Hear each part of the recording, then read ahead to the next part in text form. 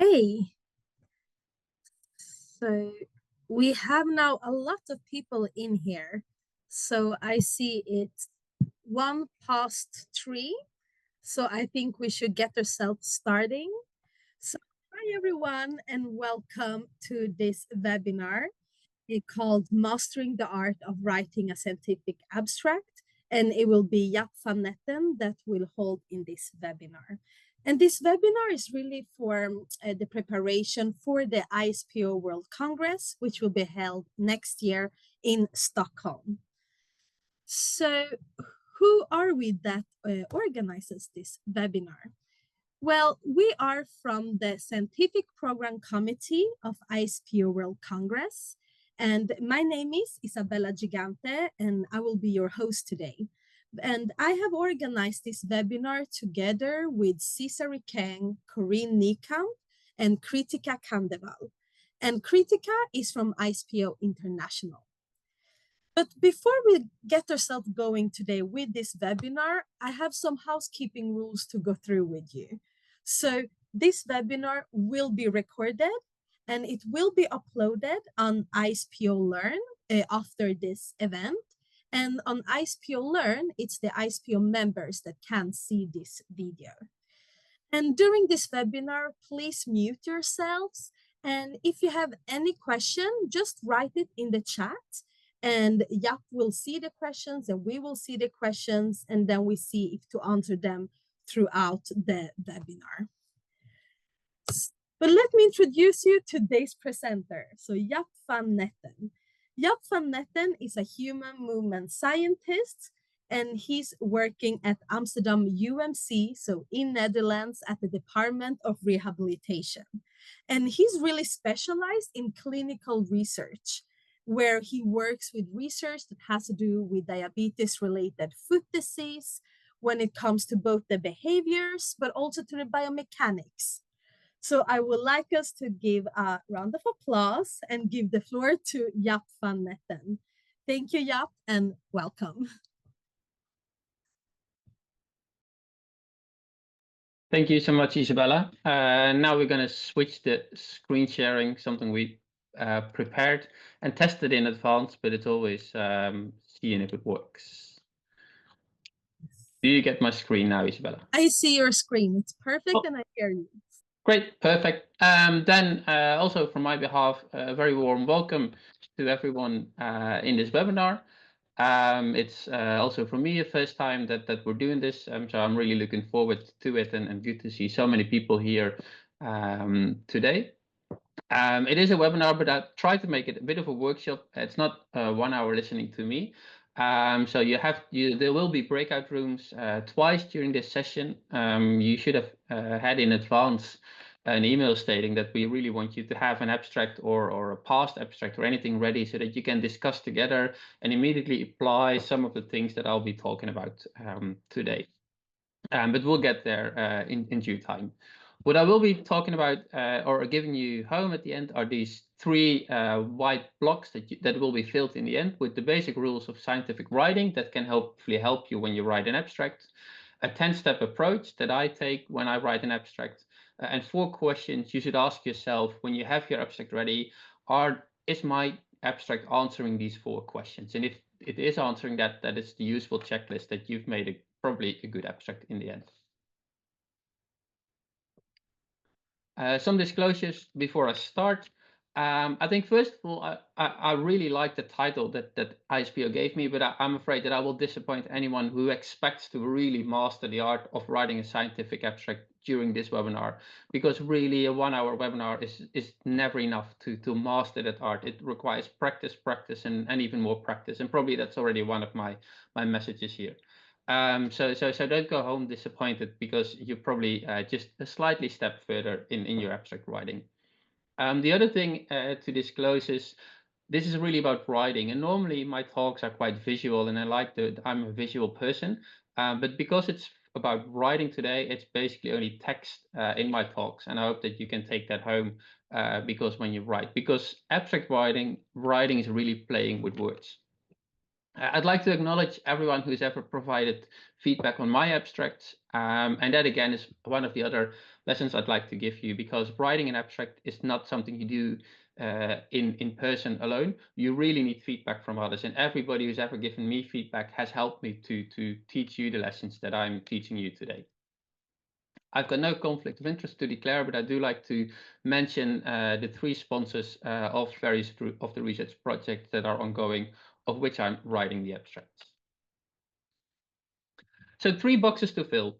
First box to fill is the basic rules of scientific writing, and I think these are really important to keep in mind when you do write your abstract. And the first thing is, writing is a skill as well as an art. It's a skill that needs practice, but it's also an art. It has something of being an artist when you write an abstract, but also when you write a scientific text. It requires creativity, it requires thinking, but most of all, it requires practice, and even more practice. Don't expect yourself to sort of sit there and write an abstract and have that abstract be absolutely perfect. You just need to put in the miles and put in the efforts. I can't make it any nicer than that. You just have to put in practice, practice, and practice. And second thing, you always have to remember you're not writing for yourself. You're writing for someone to read it. And that reader is lazy. That reader is very lazy, and that reader is probably enormously lazy.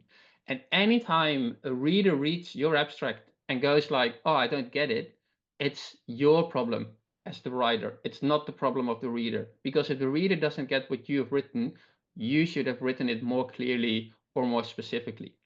And you cannot expect the reader to put in so much time and thinking effort that they're already distracted before they get to the conclusion. If that's required to really understand your abstract, you have to be able to write it in a more simple or more specific way. So keep remembering the reader is lazy, and it's your task as a writer to write for someone to read it. You're not writing it for yourself, you're writing it for other persons. And one thing that really helps with that is the last thing, is to be very clear and very consistent in everything you're doing.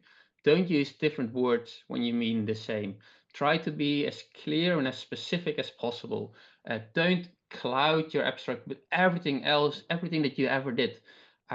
Be clear and rather be short and specific, which makes it easier to write, which helps the lazy reader to get your key message, than trying to get everything in there that you ever wanted to put in your abstract.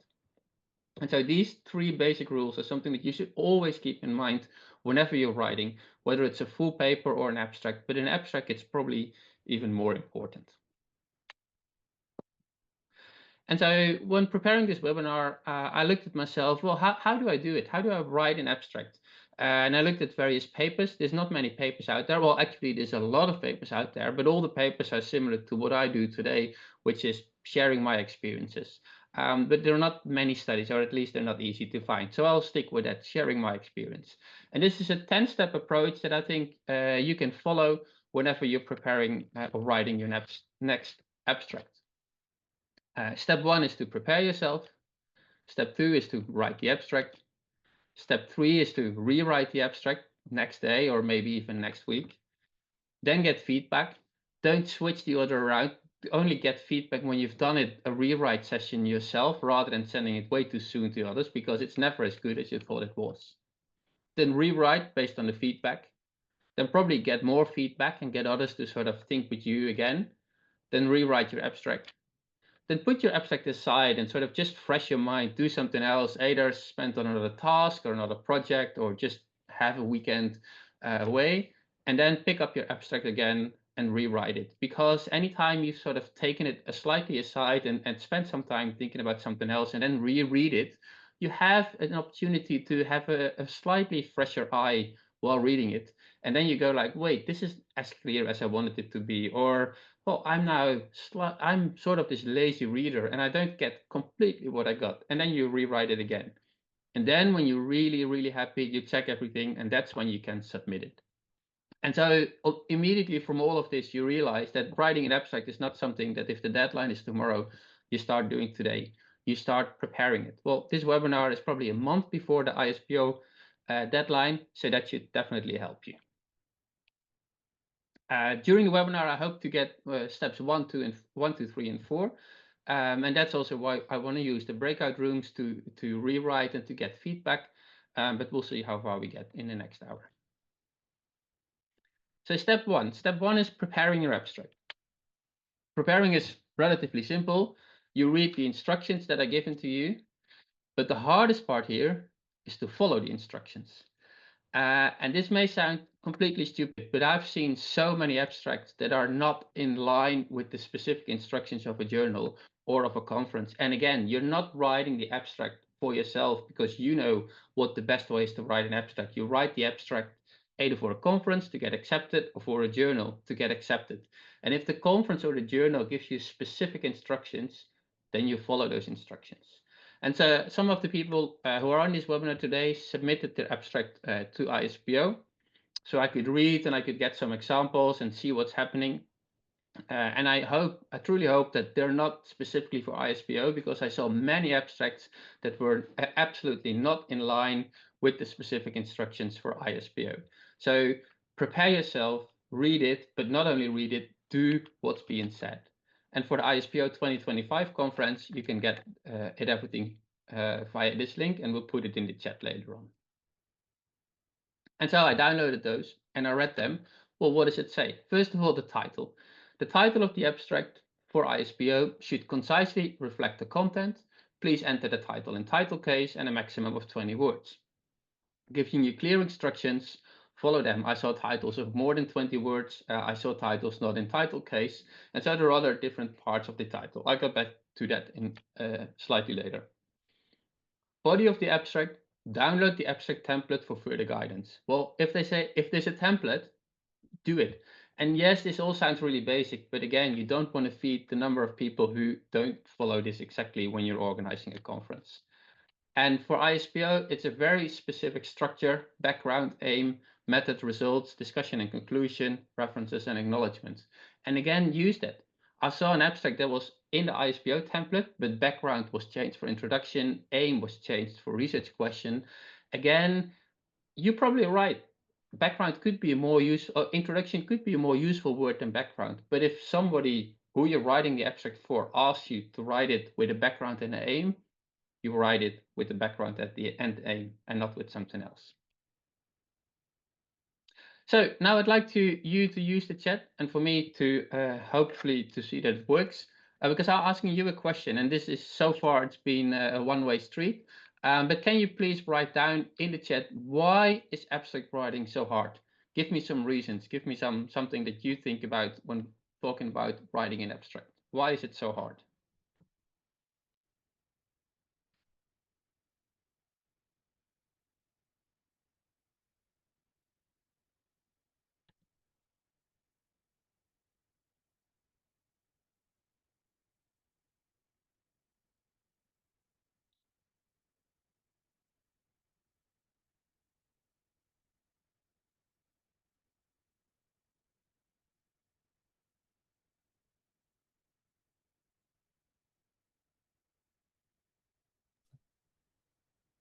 Does the chat work for you, Jaap? Yeah, it worked. I'm getting the first comments, which is great. Great.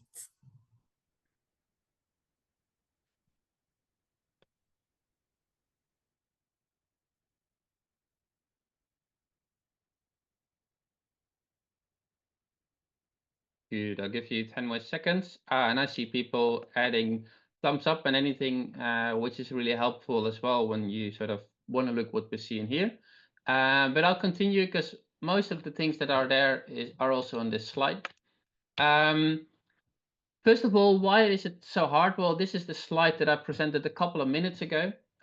Because you're writing for someone else, writing is hard.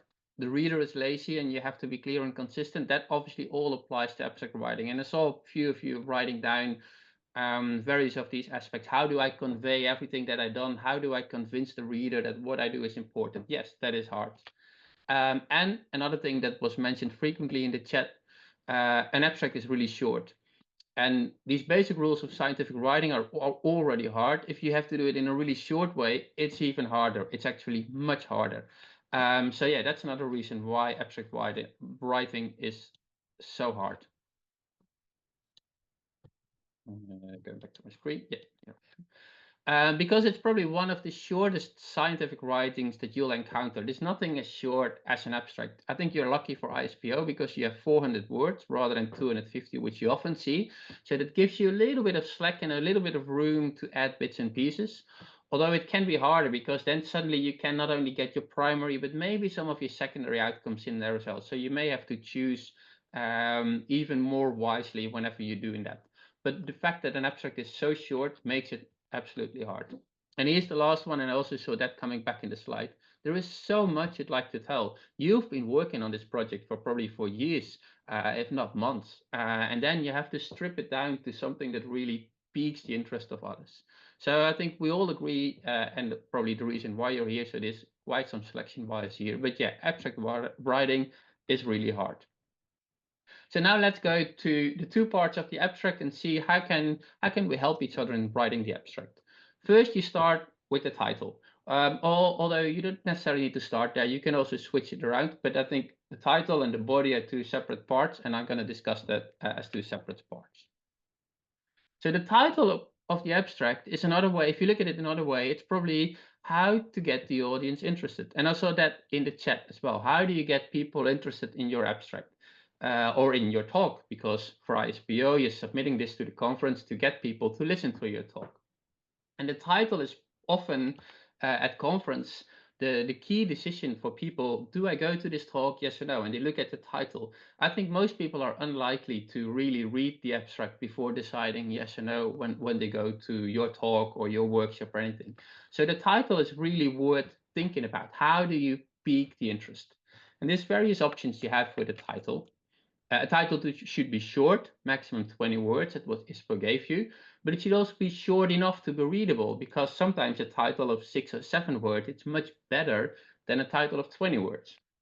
But at the other hand, it's got to be long enough to contain the relevant details, to explain to people, this is what I'm doing, and this is, to pique their interest. And so that requires thinking, tinkering, playing around with different opportunities. There's something for me personal. I absolutely don't like titles with capitals because they're harder to read. It's simply how our brain works. Our brain reads sentences. Capital letters in between sentences are much harder to read. But here you're stuck with ISPO, and ISPO wants you to capitalize all the major words. So again, what I said earlier, follow the instructions, even if you disagree with them from a personal perspective. And lastly, with the title, there are 3 options, and I'll show them in a minute. You can have a title that's a question. You can have a title that states the method of the research, what did you do? Or you can have a title with an answer that already gives away your research findings. What's the best one? There's not necessarily a best method for writing a title. This really comes down to trying out various options, getting feedback on the various options, and discuss it together. And I'll show you some examples based on the abstracts that were shared before the start of this webinar. So here's a short title: Effectiveness of the Ponseti Technique in Congenital Clubfoot. Nice and short, very clear what it's about. It's about the Ponseti technique in the congenital clubfoot, and the fact that it's studying effectiveness tells you something that of probably what's already been done. But I read the abstract. There's another way of doing it. You could also make it slightly longer. The effectiveness of the Ponseti technique for congenital clubfoot deformities in babies, a cohort study. Still fits being short and concise, but it's slightly longer. It gives you more detail, but requires a bit more effort to read. Which one is the best? I'm not necessarily answering you, but this already shows you that you can have multiple options. And if you have multiple options, then you can start thinking about and you can start playing around, because that's abstract writing. Play with words to see where you'll end up. And here's the other example that I promised you. You can have a title phrased as a question. Another abstract that was shared for this webinar as a potential title: What are allied health professionals' perspectives of actuated assistive upper limb devices and validation methods? Question. So it's slightly long, but it's clearly it's a question. What are their perspectives? And that might raise the interest of readers. They go like, yeah, what actually are these? Oh, probably I may go to that session. But you can also state more specifically what you did. A cross-sectional survey investigating allied health professionals' perspectives of actuated assistive upper limb devices and validation method. almost the same, but now clearly stating the method. And from this, you get what the research question probably was, and you can also estimate where it probably will be going. But with the title, you can also already give away your findings and state allied health professionals lack access, knowledge, and methods to assess and prescribe actuated upper limb devices. So one abstract, 3 potential titles, all useful from similar for different perspectives, and it really is up to you. What do you think could be the most useful title for this specific abstract? And that's what I would like you to do now. So Kritika will put everybody in a breakout room with 2 or 3 people. I want you in the breakout room, write the title of the abstract that you have in the chat, and then chat amongst each other, give each other feedback. Can you make the title longer or shorter? Can you have the title as a question or as a method or as an answer? What do you see when you see the title of someone else? And this way, you get 5 minutes to talk together about the titles that you're seeing, and by discussing amongst each other, what do you think of this title? I think you learn more about, okay, what is a good way to have a title. So with that, Kritika will put you all in a breakout room. If you want, make a quick screenshot of this exercise, but I hope you can remember, put the title in the chat of the breakout room and then talk together. How can we improve this title, or how can I phrase it differently to give you different options? And I hope you'll enjoy that, and we'll see you back here in the main room in 5 minutes. Welcome back, everybody. I think everybody has left their breakout room and everything has been closed. And I have a question for all of you. What did you learn? Can you please put some of the learning points in the chat so that everybody can also profit from things that you learned together in this first discussion part? And I'll be reading and giving it a short minute to reflect while the message is coming in. So please go to the chat and share us what you learned.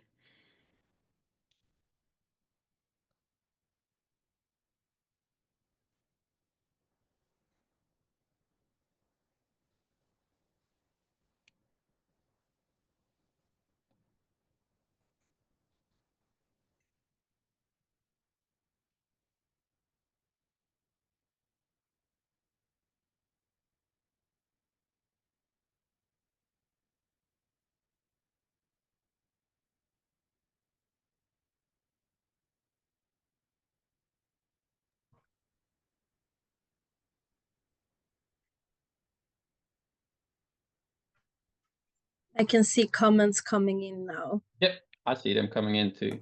Good.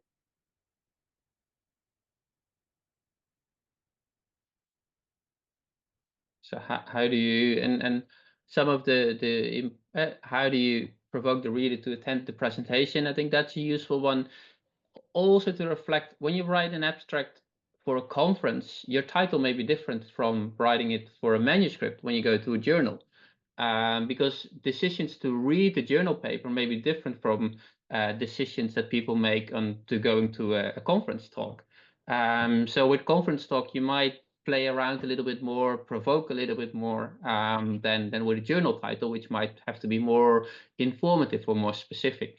So that's good sort of to realize.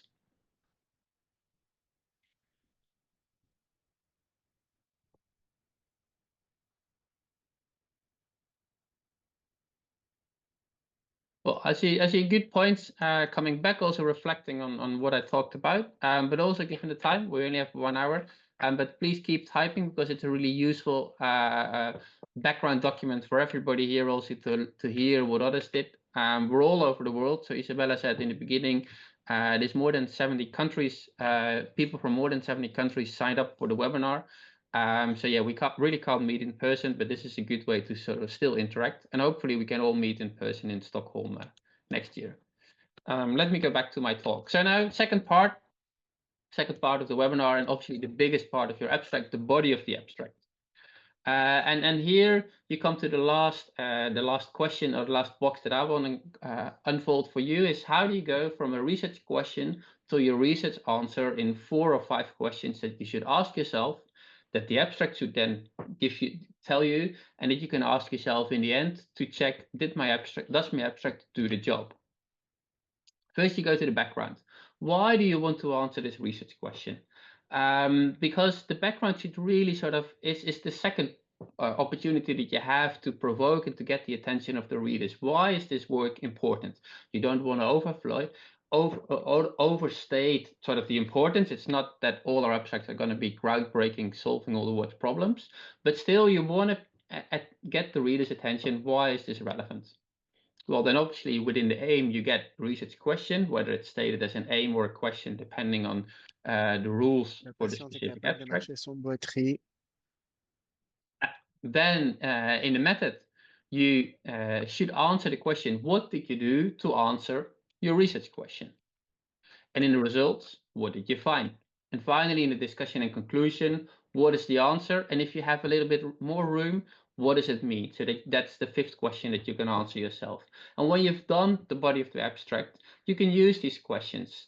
Is it clear why I wanted to answer this research question? Is it clear what I did? Is it clear what I found? And is it clear what the answer is to my question? And here again, in the body of the abstract, stick to it. Rather than trying to answer 3 different research questions, even though you did so in your studies, stick to one question, one method, one result, one answer, and then start to play around if you have a little bit more room. Some examples again, some of the people who submitted their abstract before and for this webinar to be able to get some feedback.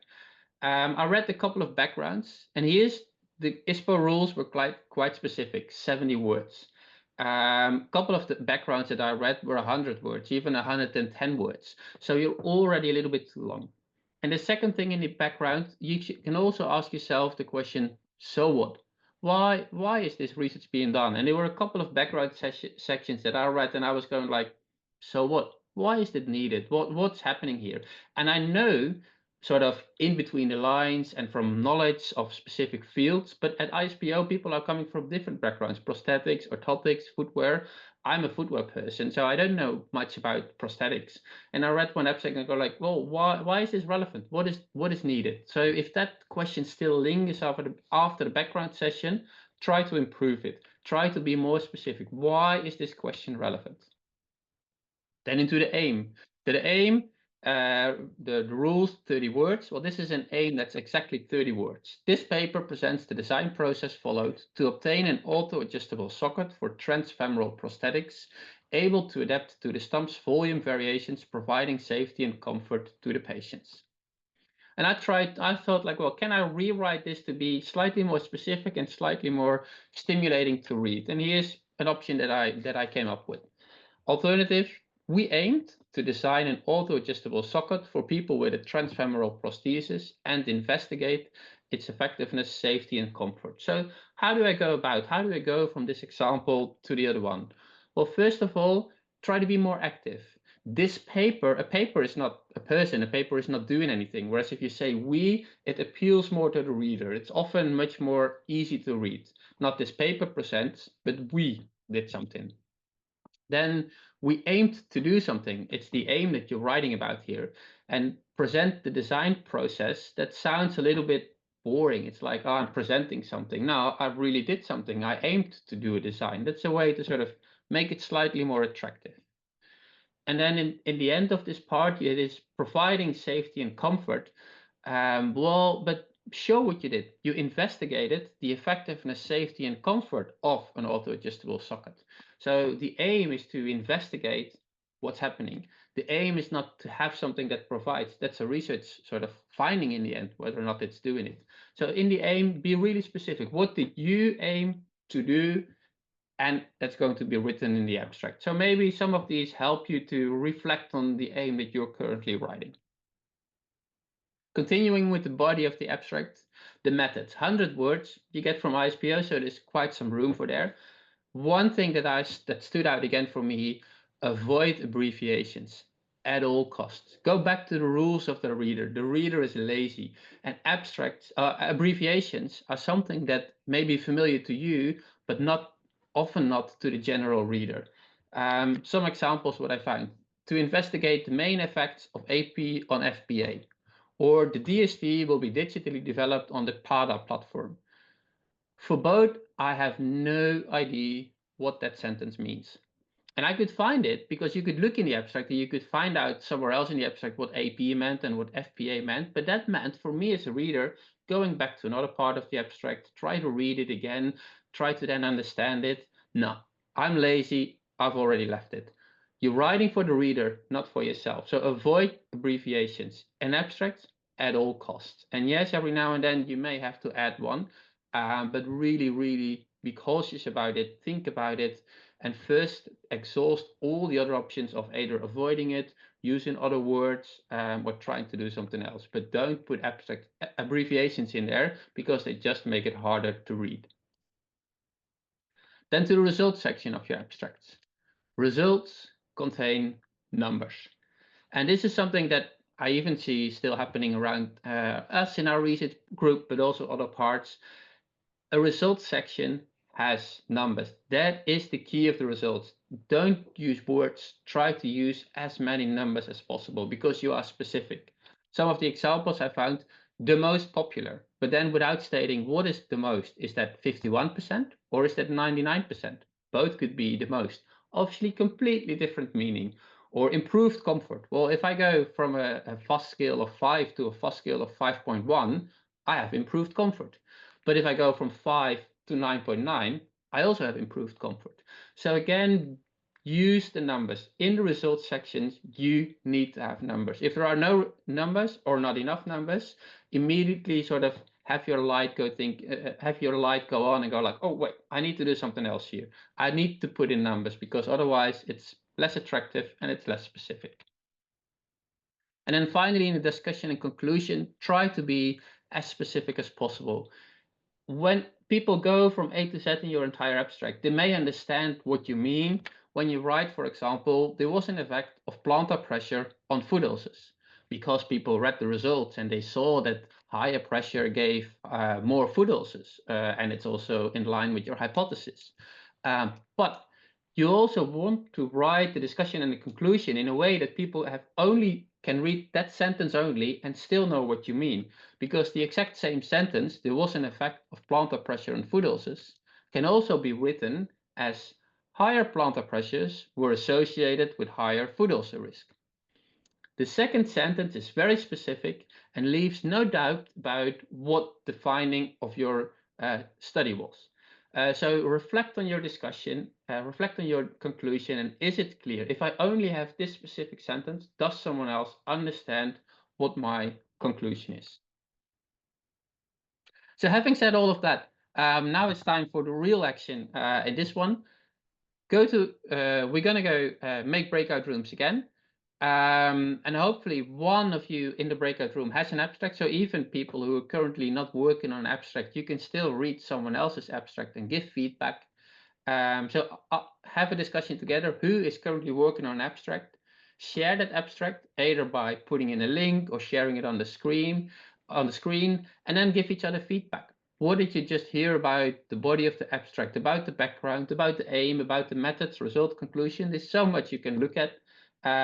Give each other feedback, discuss together, what do I see in this abstract and what is there that might be improved. This is a bit longer, so you'll get 10 minutes. If you are in a breakout room where no one has an abstract to share, come back to the main room and Kritika will try to appoint you to another room.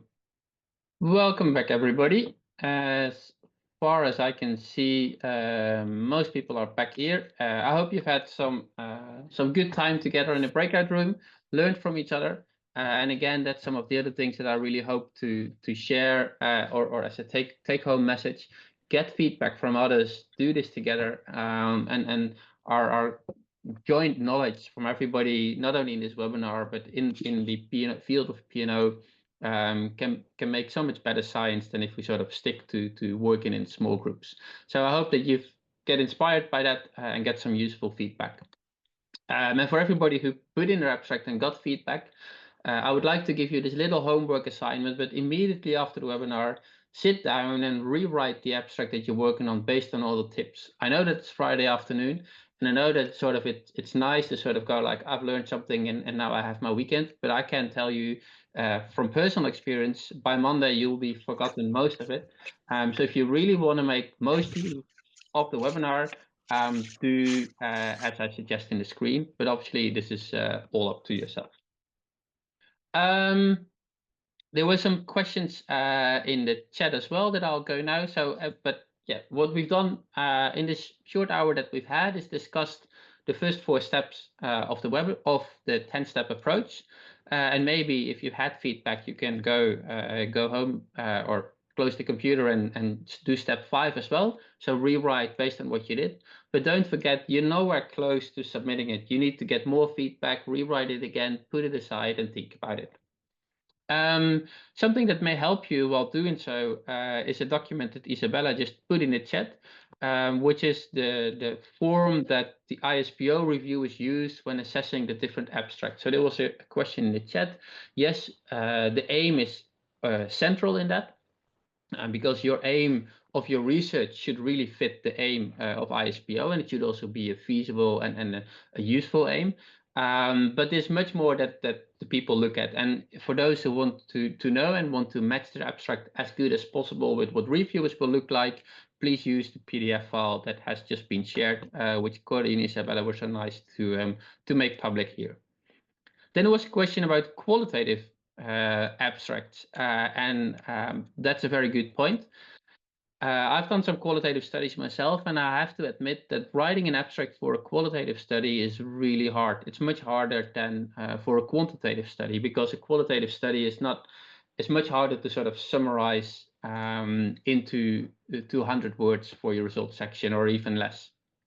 I think still you can have numbers, because I've seen qualitative abstracts that go like, well, we identified teams, and then 3 or 4 teams that were identified in the study are given. But that is different from explicitly stating we identified 5 teams that were associated with wearing behavior of orthopedic footwear, or adherence to using your upper limb prosthesis. Because if you specifically state 5, then the reader immediately knows 5 is all they identified, and then you can state all 5. So even here, you have a little bit of numbers to play with. State explicitly the number of patients that you had, the mean age of the patients, or some background. And no, we all know that the qualitative study, it's not supposed to be generalizable and reflective, but you do have numbers, and you can try to be as specific as possible in the number of teams identified, in the number of sub-teams you identified. And that's often all the room that you have in an abstract that is so short of words. But I fully agree, it's much more challenging to write an abstract for a qualitative study than for a quantitative study. Here I see some questions, and we'll look at that. I'll see if that later on. I'll go back to my last couple of slides, because we're approaching 4 o'clock, which is actually here, the last slide already. So to round this all up, mastering the art of writing a scientific abstract, it is a very long process, but you have the 3 basic rules of scientific writing that you should always keep in the back of your mind. You're not writing for yourself, you're writing for someone else, your reader, and it helps if you practice. And if you practice more, it helps even more. I gave a 10-step approach. Obviously, these 10 steps can be extended. There can be many more, because you can rewrite, etc. But it's mainly to sort of show and to put the idea in your mind. Writing an abstract is not something that you do very quickly in the afternoon. It requires time, it requires thinking, and it requires getting feedback from others. And once you've done it, ask yourself these 4 questions. Is my research question relevant and clearly formulated? Based on the abstract, so based on the few words that you have there, is it clear what I did? Is it clear what I found? And do I give a clear answer to my question? And these are also questions that you can give to someone else and say, look, here's my abstract. Can you please answer these 4 questions to me? Because that would really help the other person to assess, well, this is not completely clear. Here you might be able to gain something. So with these 3 little boxes, I hope you can improve your abstract writing and improve the way you express your message. Because going back to where we started earlier, we're all passionate about the work that we did. We all have done so much work and put so much time and effort in it. It's just your work is worth getting the audience that's there at I.S.P.O or any other conference. And with that, and 2 minutes left, I give the floor back to Isabella. Well, thank you so much, Jaap, for this webinar. And I think we all can, in some way, give some reaction to him with some emojis or applause for teaching us how we can start mastering at least the art of writing a scientific abstract.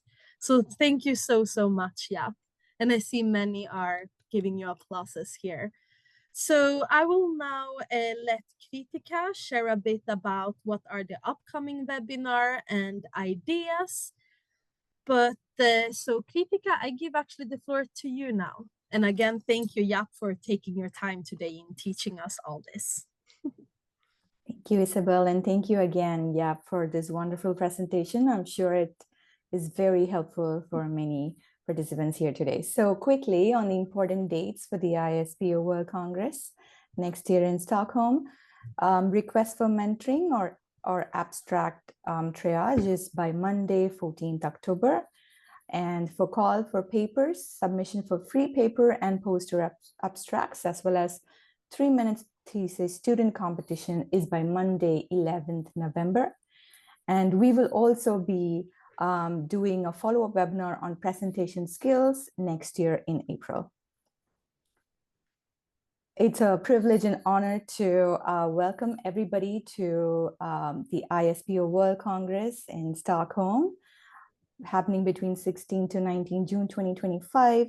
First ever, we are going to have more than 120 sessions, 5 keynotes, 300 speakers, expecting over 4,000 participants from worldwide and 115 international exhibitors, and of course, new opportunities for students and early career researchers. It's also an honor to let you all know that we are excited to host our next I.S.P.O webinar, WHO Standards for Prosthetics and Orthotics, on November 15th. This is just a heads up that you will receive more information on how to participate via email. With that, I would like to wind up by letting you know that you will also receive a certificate of attendance for this webinar, which will be sent out via email after you complete a survey, and then you will automatically receive a certificate in your inboxes once you complete the link to the survey, which will be sent to your email right after this presentation. With that, thank you so much for your time today and wishing you a wonderful weekend. Thank you, everybody. Thank you, everyone.